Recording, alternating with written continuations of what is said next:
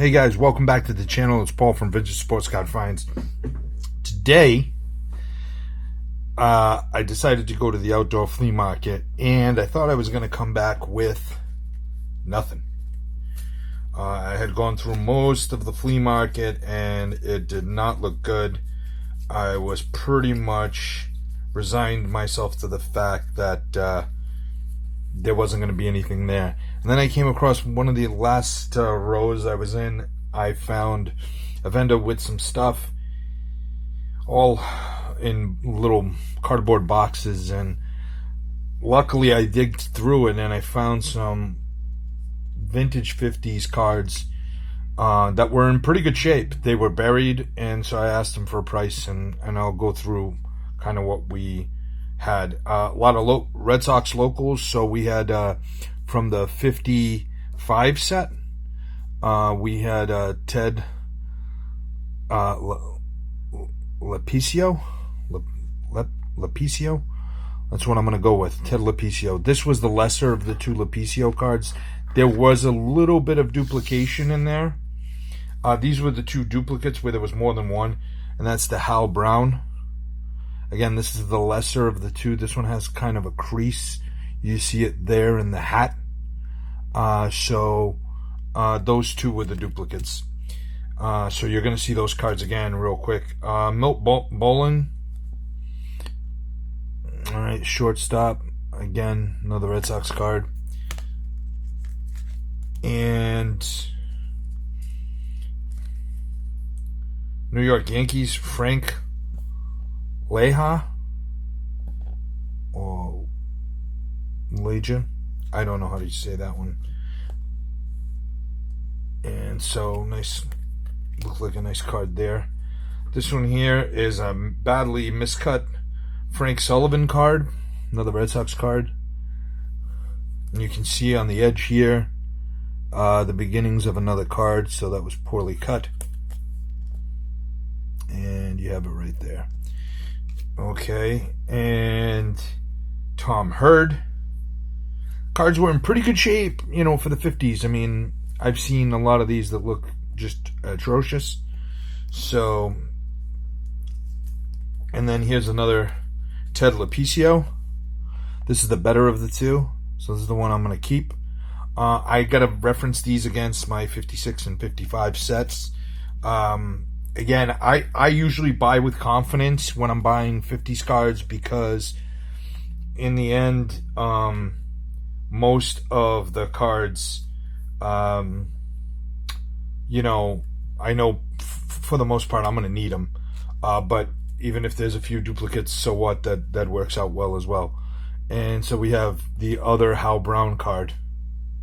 Okay, so that's the better of the two. And then there was some 52 Bowman.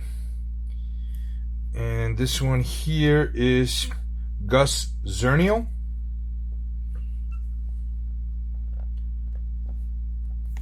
Has some staining on the back, but not a bad card. Corners look good, pretty sharp. You know, to find these cards, this one has a crease in it.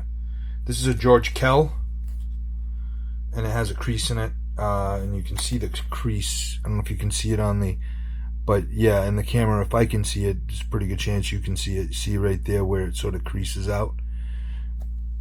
So that's George Kell. The one football card that was in the lot was a 1954 Bowman Jim Dooley card. It's always cool to find vintage football.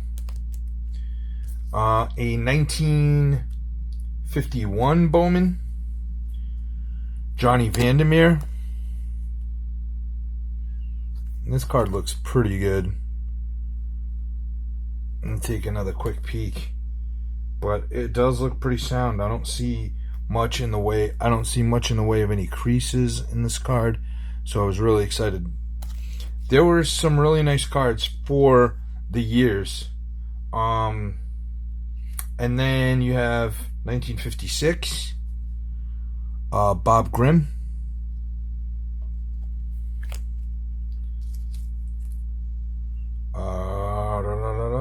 Red Wilson.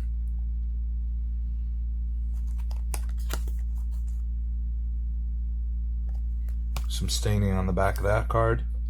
Another Yankee, Hank Bauer. I think I might have this card already, but so that one of the two might be available on the eBay store. Check the link in the description below if you want to check them out. Gene Stevens.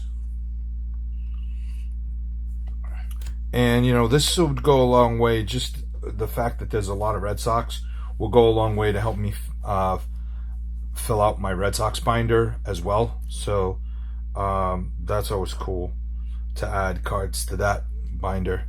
Here we go, Mickey McDermott.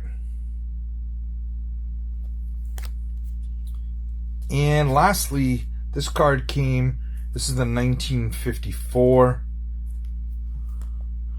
Johnny Schmitz, not Schwitz. I confused the M and the W. How about that? Johnny Schmitz, Washington Senators. The perennial beatdown from the Washington Senators back in the day in the Cleveland Browns. I believe it was the Cleveland Browns. If that's what they were called, I'm not sure. Or the St. Louis Browns. St. Louis Browns. Damn it! Now I'm gonna have to look that up. But I'm gonna double check these cards and see which ones I need. I'm pretty sure I probably need the 54. 54, 53, and 52 are the sets I have the least of. So anytime I can pick up cards from those years, I just grab them, you know, assuming the price is reasonable. So with this, what I did was, I don't know, you know, if it was a good buy or not, but I think it was, based on, you know, the condition of the Bowmans and the sheer number of the other cards. Either way, I made the purchase and I'm pretty happy with it. So what I did was I purchased those, and the price, I asked him what he would do for the lot. He took the prices on the back and sort of came up with a price, and I ended up paying a little over $5 a card. Was it a good buy? It probably could have equally bought something like that on eBay, but I could see these cards. So sometimes you can get a better deal on eBay, sometimes not. So, but I figure the cards got to be worth, you know, around $4 to $5 anyway. The Bowman's worth more than that, for sure. Maybe 6 or 7, especially in the condition that they were in. They were nice. They were clean. So I was really happy with that. And, you know, it wasn't something I thought about for a long time. That one was a no-brainer. I just sort of did it and see how it worked out. Well, that's it for today, guys. I want to thank you so much for watching. And if you enjoy the content, please comment, like, share, and subscribe. Subscribing is 100% free, and it really helps the channel.